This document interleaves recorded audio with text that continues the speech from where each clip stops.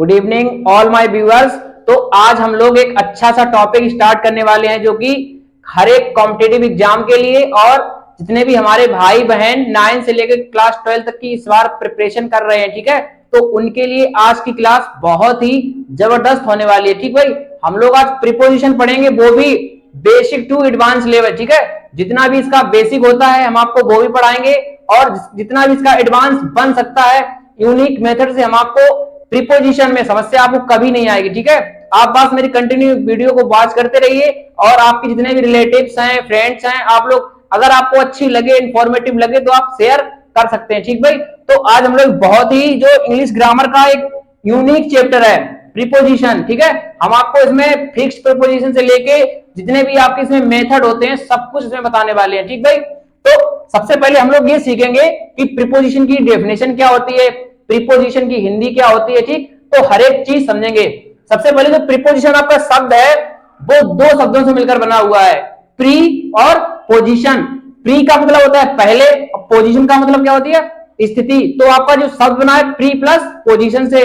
ठीक, और इसकी हिंदी बात करें कि प्रीपोजिशन की हिंदी क्या होती है, तो इसको हिंदी में बोलते हैं पूर्व सर्ग। ठीक, आप लोगों के लिए टास्क है कि आर्टिकल जो टॉपिक हम लोग पढ़ते हैं ना, आर्टिकल पार्ट्स ऑफ स्पीच में कहीं ना कहीं, तो उसकी हिंदी क्या होती है आप लोग कमेंट बॉक्स में डालेंगे। ठीक, तो आज हम लोग सबसे पहले इसकी डेफिनेशन पढ़ेंगे। तो इसकी देखो डेफिनेशन क्या होती है, अ वर्ड और phrase that is used to show place, time and direction. तो बिल्कुल सिंपल लैंग्वेज मैंने अपने शब्दों में कहीं ना कहीं लिखी है ना डेफिनेशन, तो आप लोग भी इसको कॉपी में नोट डाउन कर सकते हैं, समझ सकते हैं। ठीक भाई, अब यहाँ पे मैंने एक दूसरा हैशटैग पॉइंट लिखा हुआ है कि प्रीपोजिशन वाकई में क्या होता है। हम लोग इस हिंदी यहाँ पे मैंने भाषा में लिखा हुआ है इसकी डेफिनेशन, आप लोग इसको पढ़िएगा और अच्छे से आप लोग समझ लेंगे। ठीक, जैसे कि यहाँ पे लिखा हुआ है, प्रीपोजिशन वह शब्द या शब्द समूह है जो किसी नाउन या प्रोनाउन के पहले प्रयुक्त होकर उस नाउन या प्रोनाउन का अन्य शब्दों के साथ संबंध बताता है। ठीक है, संबंध अन्य शब्दों के साथ बताता है। कहीं ना कहीं देखो जो आपकी प्रीपोजिशन आती है या तो नाउन से पहले आएगी या तो प्रोनाउन से पहले आएगी, और एक नाउन का दूसरे नाउन के साथ क्या संबंध है वो हमें क्या बताएगी, प्रीपोजिशन। जैसा कि हम लोग यहाँ पे कुछ एक तीसरा हैशटैग पॉइंट पढ़ लेते हैं कि सामान्यतः अगर प्रीपोजिशन की बात करें हम, प्रीपोजिशन के बाद हमेशा एक ऑब्जेक्टिव केस आता है। ठीक है, प्रीपोजिशन के बाद कभी भी आपका सब्जेक्टिव केस आ ही नहीं सकता। ठीक है, हमेशा ऑब्जेक्टिव केस। अब यहाँ पे एक हैशटैग पॉइंट और भी लिखा है कि अगर प्रीपोजिशन के बाद कोई भी वर्ब आती है, प्रीपोजिशन के बाद कोई भी वर्ब हमेशा आईएनजी फॉर्म में आएगी।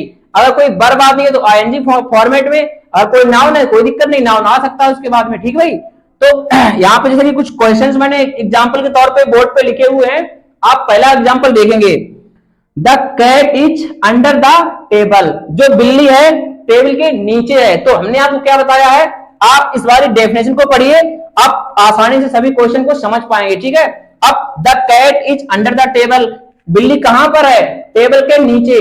तो इस बिल्ली का संबंध कौन बता रहा है, कहीं ना कहीं टेबल बता रहा है ना, और बीच में संबंध बता कौन रहा है, अंडर, एक प्रीपोजिशन। इस कैट का संबंध किससे है, टेबल से, लेकिन संबंध बता कौन रहा है, प्रीपोजिशन। ठीक, the cat is under the table, आपकी प्रीपोजिशन क्या होगी यहाँ पे, अंडर। एक अगला क्वेश्चन है, he is going to Agra, वह आगरा जा रहा है। तो अब यहाँ पे बताइए आप लोग, यहाँ पे ही एक कहीं ना कहीं एक प्रोनाउन है। ठीक, और आगरा यहाँ पे क्या है, एक नाउन। तो हमने आपको जो डेफिनेशन ये हिंदी वाली भाषा में लिखी हुई है, आप लोग अच्छे से इसको पढ़ सकते हैं और समझ सकते हैं। ठीक है, एक अगला क्वेश्चन क्या है, ही रीच्ड आगरा एट 7 o'clock, वह आगरा बिल्कुल करेक्ट 7 बजे पहुंच गया। अब देखो हम लोग यहाँ पे बस अभी समझ रहे हैं कि यहाँ पे एट का प्रयोग क्यों हो गया, टू का प्रयोग क्यों हो गया, हम लोग सब कुछ डिटेल में समझेंगे। बस अभी लोग आप बेसिक वीडियो है, यहाँ की बेसिक वीडियो है। ठीक भाई, एक अगला क्वेश्चन और है, he is going to Agra with me. हमने आपको अभी बताया है कि सामान्यतः प्रीपोजिशन के बाद क्या आता है, ऑब्जेक्टिव केस। यहाँ पे एक विद प्रीपोजिशन है तो उसके बाद मी क्या होता है, ऑब्जेक्टिव केस, आई का ऑब्जेक्टिव केस। ठीक, he is going to Agra with me. एक अगला क्वेश्चन लिखा हुआ है, I am confident of winning. हमने आपको क्या बताया है कि अगर प्रीपोजिशन के बाद अगर आपकी वर्ब आती है तो किस फॉर्म में आएगी, आईएनजी फॉर्म में। ठीक है, आप लोग इस स्लाइड का अच्छे से स्क्रीनशॉट ले सकते हैं बढ़िया से। ठीक है, और अगली स्लाइड में हम लोग बहुत ही मोस्ट इंपोर्टेंट कॉन्सेप्ट पढ़ने वाले हैं प्रीपोजिशन का। हम लोग देखेंगे भाई विद का प्रयोग, ठीक है। इससे पहले अगर हमने कहीं ना कहीं अगर विद पढ़ा है तो हम लोगों ने, आज मैं जितने आपको कॉन्सेप्ट पढ़ाऊंगा इतने कॉन्सेप्ट आप पहली बार पढ़ोगे, ठीक है। विद का प्रयोग कहां कहां पर हो सकता है हम लोग बेसिक टू हाई लेवल सब कुछ पढ़ेंगे, ठीक है।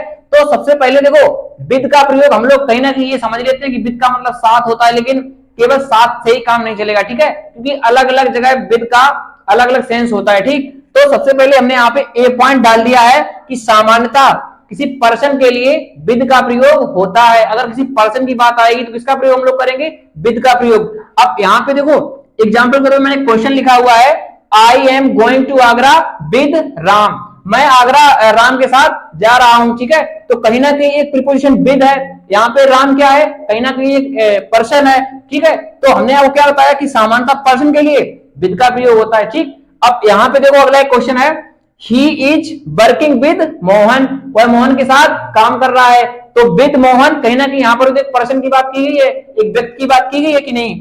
तो देखो यहाँ पे मैंने ये समझ लिया कि विद का प्रयोग पर्सन के लिए करेंगे, ठीक। एक अगला यहाँ पे बी नंबर पॉइंट लिखा हुआ है, जब हम कोई काम किसी ऑब्जेक्ट से करें, ऑब्जेक्ट का मतलब हथियार या औजार भी हो सकता है, ठीक है। जब कोई काम किसी ऑब्जेक्ट से हो तब हमेशा विद का प्रयोग होगा। जैसे कि यहाँ पे मैंने पहला एग्जांपल लिखा हुआ है, I write with marker in ink. अब देखो भैया मोस्टली लोग गलती करते हैं कि इंक से पहले प्रीपोजिशन क्या लगाएं, उसमें यार समझना क्या है, इंक में इन तो आ रहा है ना, बस ये वाला इन उठा के यहाँ पे रख दो, आपको कुछ याद ही नहीं करना कि इंक से पहले कौन सी प्रीपोजिशन लगाएं, इंक का इन उठा लो, बस इन प्रीपोजिशन आती है इंक से पहले। अब हमें यहाँ पे समझना पड़ेगा कि आई राइट विद मार्कर यहाँ पे क्यों लिखा गया, कहीं ना कहीं मार्कर अगर हम कुछ काम कर रहे हैं इससे तो कहीं ना कहीं किसी ऑब्जेक्ट का काम कर रहा है, किसी औजार का काम कर रहा है, ठीक है, इसीलिए यहाँ पे क्या लगाया मैंने विद। एक अगला क्वेश्चन क्या लिखा हुआ है, he died with a long rope, he died वह मर गई एक का नाम लंबी रस्सी के साथ, कहीं ना कहीं उसने सुसाइड किया होगा, ठीक है। तो कहीं ना कहीं आ लॉन्ग रोप जो है यहाँ पे एक ऑब्जेक्ट का काम कर रहा है या हथियार का काम कर रहा है, ठीक है, इसलिए यहाँ पे क्या लगाया मैंने with. He killed a snake with a stick, उसने एक सांप मारा किससे, विद अ स्टिक से, एक छड़ी से। तो कहीं ना कहीं विद अ स्टिक यहाँ पर भी विद किसका काम कर रहा है, ऑब्जेक्ट का, इसीलिए तो क्या आया यहाँ पे विद आया हुआ है, ठीक है। आ स्टिक किसका काम कर रहा है, ऑब्जेक्ट का। अगला क्वेश्चन है, he is cutting fruits with a knife, वह मतलब एक चाकू से फल का नाम फल काट रहा है, ठीक है। तो कहीं ना कहीं आ नाइफ तो होता ही एक ऑब्जेक्ट मतलब औजार, तो जहां पर भी भाई ऑब्जेक्ट की बात आएगी, औजार की बात आएगी, हमेशा किस प्रीपोजिशन का प्रयोग होगा, हम लोग किसका करेंगे प्रयोग, विद का प्रयोग करेंगे, ठीक। आप इस वाली स्लाइड का स्क्रीनशॉट ले सकते हैं, ठीक है। नेक्स्ट स्लाइड में आपको विद के कुछ अच्छे अच्छे यूज भी पढ़ाने वाले हैं। अभी हम लोग कॉन्सेप्ट यहाँ पे समझेंगे किसका भैया, देखो हम लोग विद का प्रयोग पढ़ रहे हैं, ठीक है। विद का प्रयोग जहां जहां भी होता है हम लोग विद बिल्कुल छोड़ेंगे नहीं, ठीक है। विद को बिल्कुल 0 टू हाई लेवल जितना भी इसका होता है हम आपको सब कुछ पढ़ाएंगे, ठीक है, इस वीडियो में। तो यहाँ पे मैंने एक सी पॉइंट लिखा हुआ है, जब हम किसी पर्सन से एग्री करें तब हमेशा किसका प्रयोग होगा, विद का प्रयोग होगा, ठीक है। अगर हम किसी पर्सन से एग्री करते हैं किसी बात को लेके तब हमेशा किसका प्रयोग होगा, विद का प्रयोग होगा, ठीक है। तो यहाँ पे एग्जाम्पल लिखा हुआ है, आई एग्री विद यू। अब यू यहाँ पे कहीं ना कहीं एक प्रोनाउन है, वो पर्सन ही तो है, ठीक। तो इसीलिए हमने यहाँ पे क्या लगा दिया, विद लगा दिया। एक अगला कॉन्सेप्ट समझेंगे यहाँ पे, सी एग्रीज विद मी। अब यहाँ पे देखो भाई मी क्या है, एक ऑब्जेक्टिव केस है, लेकिन कहीं ना कहीं एक पर्सनल प्रोनाउन है ना मी। जितनी भी टेबल होती है, I me my mine you your your, जो जितना भी कुछ होता है सब क्या होते हैं, पर्सन होते हैं, ठीक है।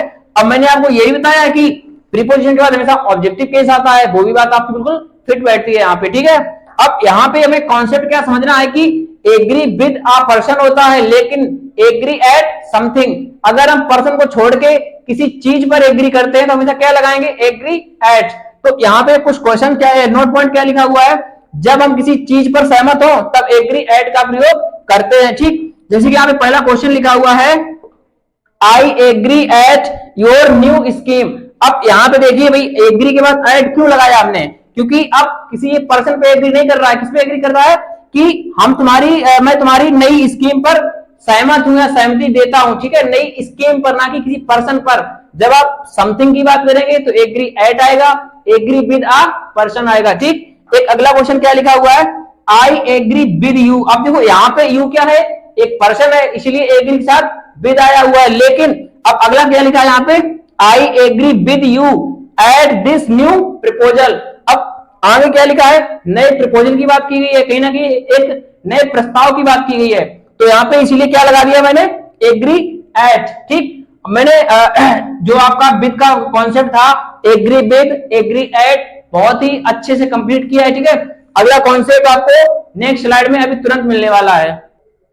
हम लोग नेक्स्ट विद का प्रयोग देखते हैं भैया, कि यहाँ पे सी नंबर में क्या लिखा हुआ है, जब हम किसी पर्सन से एंग्री हो, मतलब नाराज हो या गुस्सा हो, पर्सन से अगर गुस्सा होंगे तो किसका प्रयोग होगा, विद का प्रयोग होगा।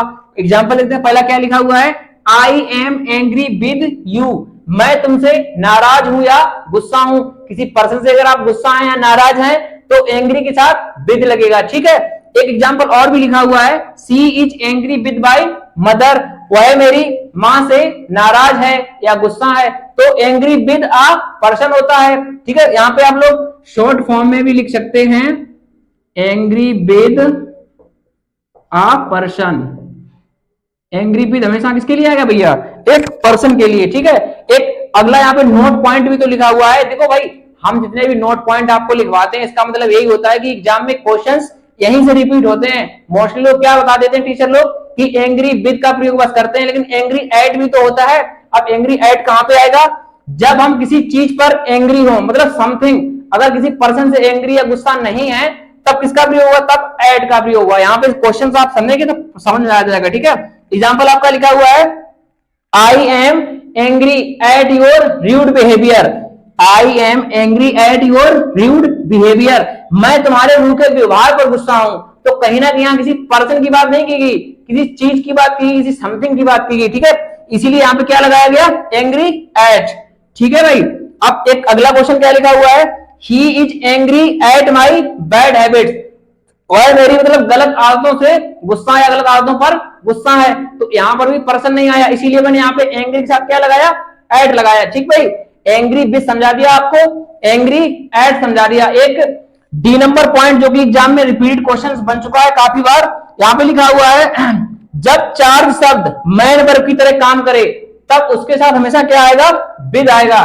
चार्ज का मतलब क्या होता है, किसी पर दोषारोपण लगाना, चार्ज लगाना, मतलब कहीं ना कहीं फाइन लगाना इस पे, कि इसका फाइन इस पे दे दिया गया। ठीक है, तो यहाँ पे क्या है, जब चार्ज शब्द जो है मैन वर्ब की तरह काम करेगा तो हमेशा प्रीपोजिशन क्या लगेगी, विद लगेगी। ठीक है, तो यहाँ पे एग्जाम्पल क्या लिखा मैंने, he was charge with a murder.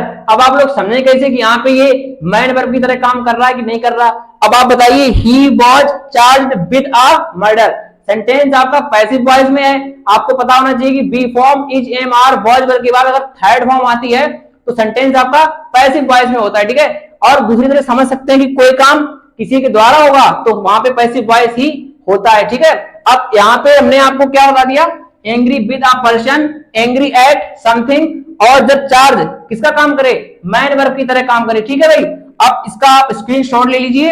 एक थोड़ा सा कॉन्सेप्ट आपका और बचा हुआ है, कुछ शब्द ऐसे होते हैं जो अपने साथ हमेशा प्रीपोजिशन विद लेते हैं। ठीक है, अगली स्लाइड में वो शब्द कंप्लीट करने वाले हैं। ठीक भाई, हम लोग कुछ वर्ड्स देखने वाले हैं भैया इस स्लाइड में, जो हमेशा प्रीपोजिशन विद को ही फॉलो करते हैं। ठीक भैया, वो वर्ड्स आपकी स्लाइड में यहाँ पे लिखे हुए हैं। हम आपको एक एक वर्ड का हिंदी मीनिंग जो भी होता है हम आपको सब बताते चलेंगे।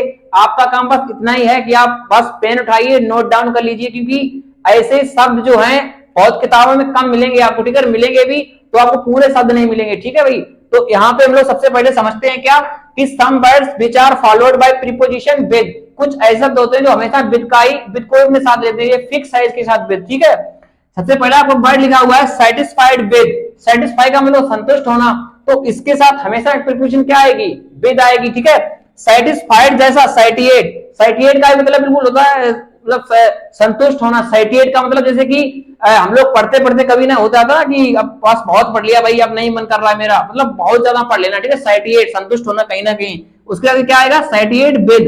एक अगला वर्ड है इन्फेस्टेड विद, इन्फेस्टेड का मतलब होता है जैसे कि कोई जंगल है, उसमें बहुत सारे चीते हैं, तो वो जंगल क्या है, इन्फेस्टेड विद टाइगर्स, कुछ भी, infested with Lions, infested with rats. ठीक है, तो इन्फेस्टेड विद का मतलब क्या होता है, बिल्कुल भरा होना। ठीक है, एक अगला क्या है, सिंपैथाइज विद, सिंपैथाइज की मीनिंग आप लोग जानते हैं कि किसी के प्रति सहानुभूति दिखाना, सिंपैथाइज विद का प्रयोग करेंगे। ठीक, एक अगला क्वेश्चन क्या है, इल विद। देखो भाई, इल के साथ विद आता है, एफ्लिक्टेड के साथ विद आता है, लेकिन सफर के साथ फ्रॉम आता है। याद रखेंगे, इल के साथ विद, सफर के साथ फ्रॉम आएगा, लेकिन एफ्लिक्टेड के साथ भी क्या आता है, विद आता है। ठीक है, पीड़ित होना।